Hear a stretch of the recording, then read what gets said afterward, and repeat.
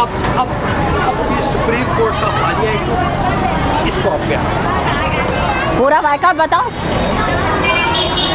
ابھی تھوڑے ہی دن پہلے جو ہے گورنمنٹ نے ایک اعلان کیا کہ وہ فٹ پاتھ اسکول جو ہے قائم کرے گی اور یہ پروجیکٹ وہ خود چلائے گی.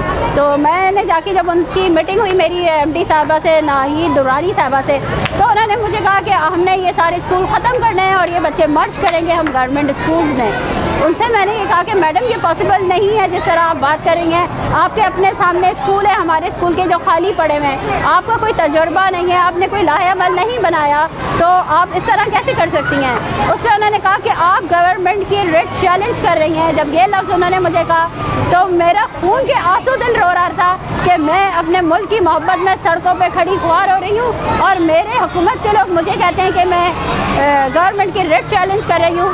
میں ان سے ایک سوال پوچھنا چاہتی ہوں کہ جب یہ بچے یہاں ڈرگز لے رہے تھے, جن سے احتسال ہو رہا تھا, وہ لوگ آپ کی ریٹ چیلنج نہیں کر رہے تھے, لیکن اگر کوئی شہری نکل کے پڑھا رہا ہے تو وہ گورنمنٹ کی ریٹ چیلنج کر رہا ہے. یعنی ایک محب وطن شہری کو آپ ہراس کر رہے ہیں یہ کہہ کے کہ آپ بغاوت کر رہے ہیں. ریٹ چیلنج کا مطلب بغاوت ہے.